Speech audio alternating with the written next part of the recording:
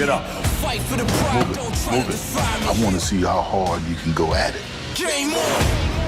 It's our time to rise. Ladies and gentlemen, feel the pain. It's our time to rise. Pain is useful. Pain is a power that will supercharge him. Make him feel that. Yes, sir. Hard nights, days long, no fear, made strong. Hard nights, days long, no fear, made strong. Attitude, habitude, gratitude. The next super middleweight champion of the world. This is our time to rise. Hey, Jeffrey. What's up, Torsten? Thanks for joining me today. Talk about Uppercut. Congratulations, man. What a fabulous film. Thank you very much, my friend. I appreciate that very much. We know there's a long history of boxing movies in cinema. What sets Uppercut apart from all the others?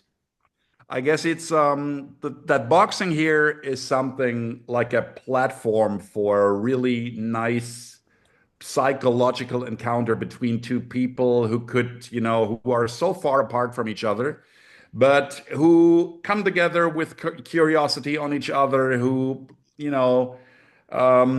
lose their something like cliches at the beginning. And I thought it was very, very interesting to bring this second generation German immigrant in New York City to that, shabby Bushwick boxing gym with that giant into it. And, it was something like a mirroring because these guys, the actors, had something like the same, let me say, situation to each other than the characters. So they, were curious on each other. And you're right, it's not something which is, as a boxing movie, based on blood, sweat, and tears. It's more based on, this very little thing, which I have researched in Los Angeles, what these boxing coaching Methusalems do there once they train their proteges. It's not, that they get into the ring and do the physics, but they just do some tiny little gestures with their faces and everything works on. So I guess, yeah, it's more something like a psychological thing and not so much on the fighting. Well, this is a remake of your 2021 movie, but the settings changed from Berlin to New York City. And as a filmmaker, that just opened up all new possibilities, changing the setting? Yeah, definitely. I mean, it was. I didn't plan it because it was just a festival opening where American producers come to me and say, "Okay, we got to do this in the United States because people in the U.S. will love that."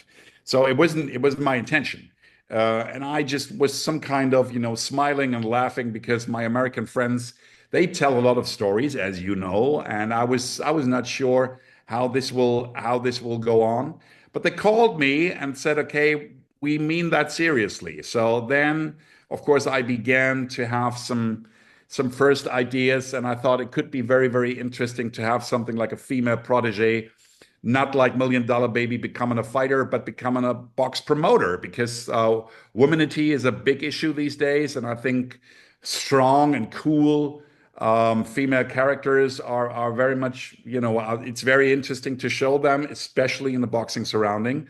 So then the natural consequence was, to bring this story from Berlin to New York. And when this big thing came up that Ving Rhames was interested to do this iconic boxing Methusalem coach guy, then we were full of in a way euphoria and tried to bring this forward.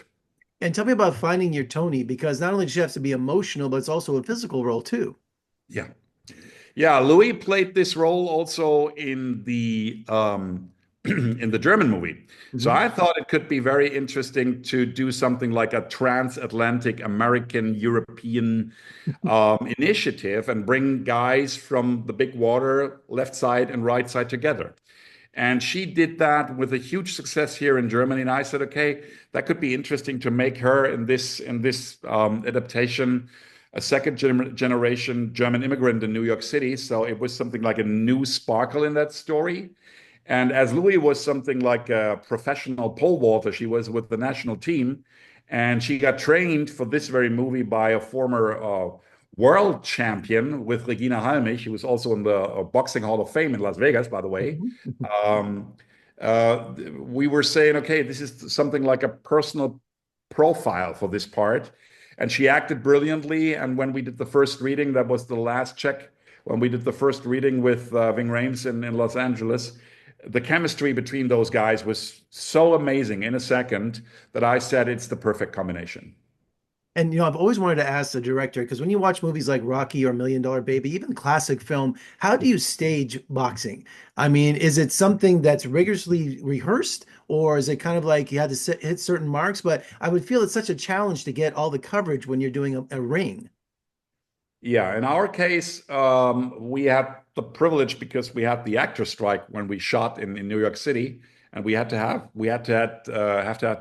get that waiver by the SAG-AFTRA, which we got. So we had a lot of talent which was available because nobody could work actually during that time. And Manny Severio was with us. He is one of those, let me say, stuntmen icons in New York City. So he worked that out with Jordan. And yeah, it's something like, to us, it was something like a choreography, like dancing. So you had to, find all those moves and that momentum, working with the camera, and you had to rehearse that a lot of times.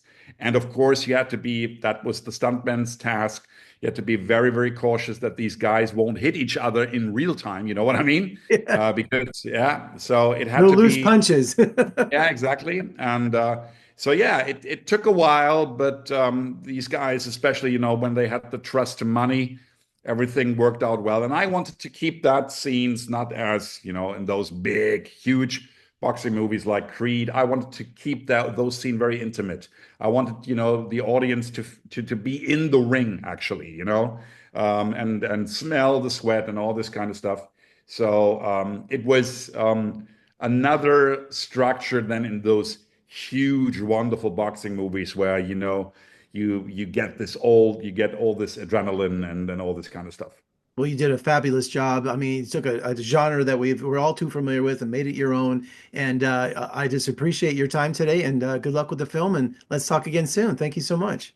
Jeffrey, greets to Las Vegas. It was my pleasure. Thank you.